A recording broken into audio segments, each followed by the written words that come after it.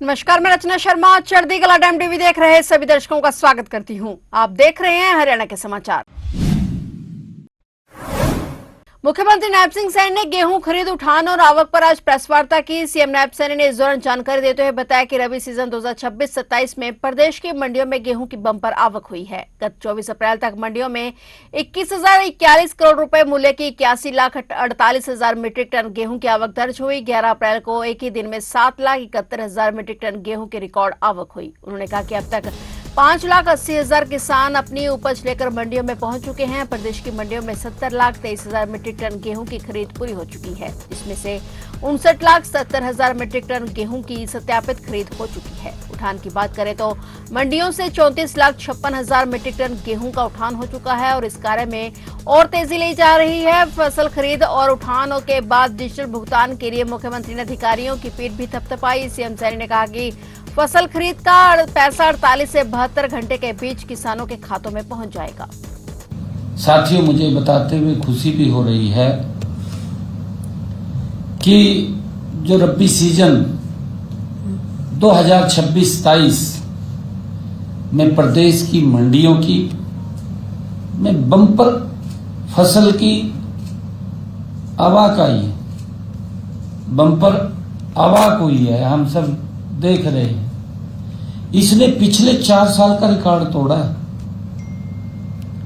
पिछले 4 साल से ज्यादा पैदावार फसल मंडियों में आई है और इसके लिए मैं प्रदेश के सभी किसान भाइयों को बहुत बधाई भी देता हूं, शुभकामनाएं देता हूं। हमारे जो भी किसान भाई बहन हैं बहुत बहुत बधाई के पात्र हैं।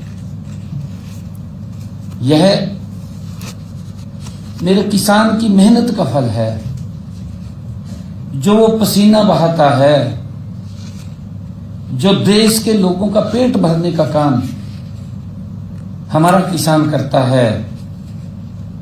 अब तक प्रदेश की मंडियों में 21,044 करोड़ रुपए की 81,48,000 मीट्रिक टन गेहूं पहुंची है। वो दर्ज हुई है जो पिछले 4 साल का एक बड़ा रिकॉर्ड है। साथियों, गत 11 अप्रैल को एक दिन में, मात्र एक दिन में 11 अप्रैल को 7,71,000 मीट्रिक टन गेहूं रिकॉर्ड मंडियों में पहुंची है। 7,11,000 एक दिन में 11 अप्रैल को। साथियों, प्रदेश का किसान आज पूरे आत्मविश्वास के साथ अपनी फसल मंडियों में लेकर के आ रहा है।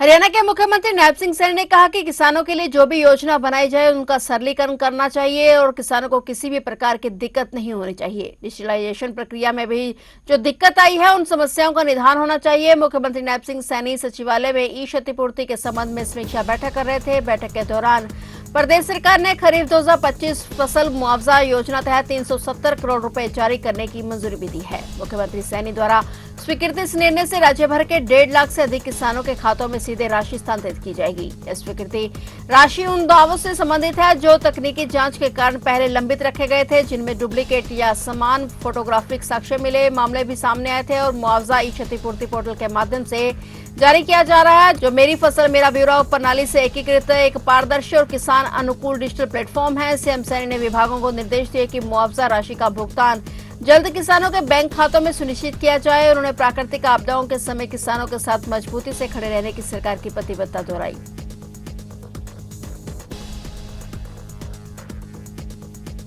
हरियाणा सरकार ने दिव्यांगजनों के हित में एक महत्वपूर्ण निर्णय लेते हुए 40% से 99% तक दिव्यांगता वाले व्यक्तियों को हरियाणा रोडवेज की साधारण बसों में मुफ्त यात्रा सुविधा प्रदान करने का निर्णय लिया है। इस फैसले से प्रदेश के लगभग 1,22,000 दिव्यांगजन लाभान्वित होंगे और इस संबंध में वित्त विभाग से परामर्श के उपरांत राज्य परिवहन विभाग द्वारा आज अधिसूचना जारी कर दी गई है। हरियाणा राज्य परिवहन प्रदेश में लगभग 40 श्रेणियों के यात्रियों को मुफ्त एवं रियायती यात्रा सुविधाएं प्रदान कर रहा है। वर्ष 2007 में 100% दिव्यांगजनों को एक सहायक सहित मुफ्त यात्रा सुविधा प्रदान की गई थी, जिसे वर्ष 2010 में चंडीगढ़ और दिल्ली तक विस्तारित किया गया। उन्होंने बताया कि प्रदेश के दिव्यांगजनों द्वारा लंबे समय से यह मांग की जा रही थी कि 100% से कम दिव्यांगता वाले व्यक्तियों को भी यह सुविधा दी जाए। इस मांग को ध्यान में रखते हुए सरकार ने यह निर्णय लिया है। हरियाणा राज्य परिवहन प्रदेश के यात्रियों को सुरक्षित, सुलभ और समयबद्ध परिवहन सेवाएं उपलब्ध करवाने के लिए निरंतर प्रयासरत है।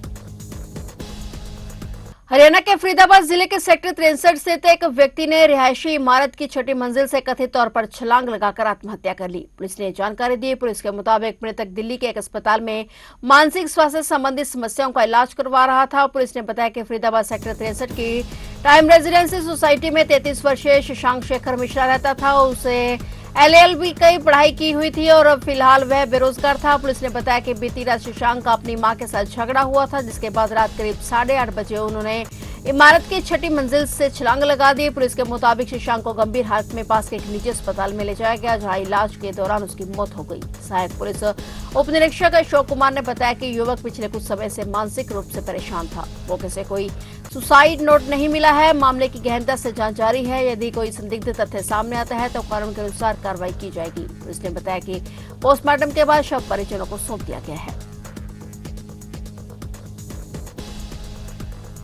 हरियाणा के सिरसा से रोंगटे खड़े कर देने वाला मामला सामने आया है। यहाँ एक बेटे ने हैवानियत की हदें पार करते हुए अपने पिता की जान ले ली। वहीं इस खौफनाक वारदात ने पूरे इलाके के लोगों को झकझोर कर रख दिया। मिली जानकारी के मुताबिक यह घटना इलाहाबाद के गांव किशनपुरा की है। मृतक की पहचान करीब 52 वर्षीय संतलाल के रूप में हुई है। आरोपी बेटे की पहचान देसराज के रूप में हुई है। घटना के संबंध में बताया जा रहा है कि देसराज को शराब पीने की बुरी लत थी और गुरुवार में शराब कर नशे में धुत जब वह घर पहुंचा तो पिता ने डांट दिया और वहीं इस बात से गुस्सा रहता था और अब इस बीच फिर उसने झगड़ा हो गया और चाकू से अपने पिता संतलाल के वार कर दिया, जिससे उनकी गहरी चोट लगी और खून से लथपथ वह जमीन पर गिर पड़े। पिता पर जानलेवा हमला कर खुद वह फरार हो गया। परिजन संतलाल को जख्मी हालत में अस्पताल लेकर पहुंचे, जहां इलाज के दौरान उन्होंने दम तोड़ दिया। घटना की सूचना मिलने पर पुलिस मौके पर पहुंची। पुलिस ने आरोपी के खिलाफ केस दर्ज कर लिया। पुलिस ने छानबीन कर आरोपी देसराज को भी गिरफ्तार कर लिया और फिलहाल आरोपी बेटे को गिरफ्तार कर पुलिस आगे की कार्रवाई में जुट गई है।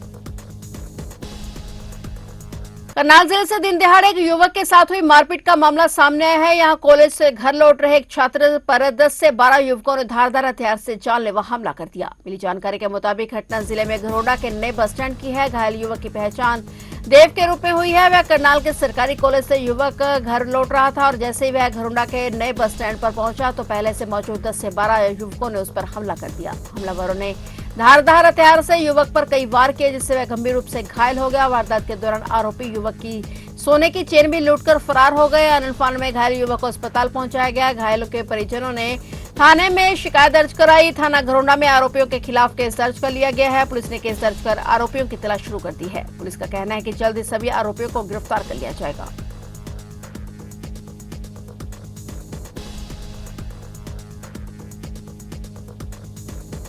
आगरा दिल्ली राष्ट्रीय राजमार्ग 19 पर आज शनिवार सुबह एक भीषण सड़क हादसे में दर्जनों यात्री घायल हो गए। हादसा थाना रिफाइनरी क्षेत्र स्थित बरारी फ्लाईओवर फुटब्रिज के पास सुबह करीब 9 बजे हुआ, जहां हरियाणा रोडवेज बस, टेम्पो और बोलेरो के बीच जोरदार टक्कर हो गई। सूचना मिलते ही थाना रिफाइनरी पुलिस, SDM सदर और क्षेत्राधिकारी मौके पर पहुंचे। पुलिस ने राहत और बचाव कार्य संचालित करते हुए घायलों को अस्पताल पहुंचाया और दुर्घटना के कारण लगे जाम को हटवाकर यातायात सुचारू करवाया। पुलिस ने मामला दर्ज कर दुर्घटना के कारणों की जांच शुरू कर दी है। फरार लोडर चालक की तलाश की जा रही है। तो आप देख रहे थे हरियाणा के समाचार और नए समाचारों के साथ फिर से हाजिर होंगे। तब तक के लिए देखते रहिए चढ़ती कला टाइम टीवी।